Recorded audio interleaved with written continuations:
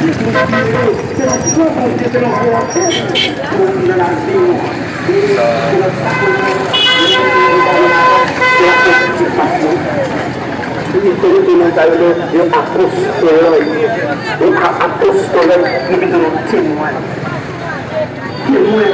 Ça commence à être important pour nous, la confirmation. Ça commence à être une adoption, et nous allons donner une prière. Et la fin du témoignage, ça fait que nous avons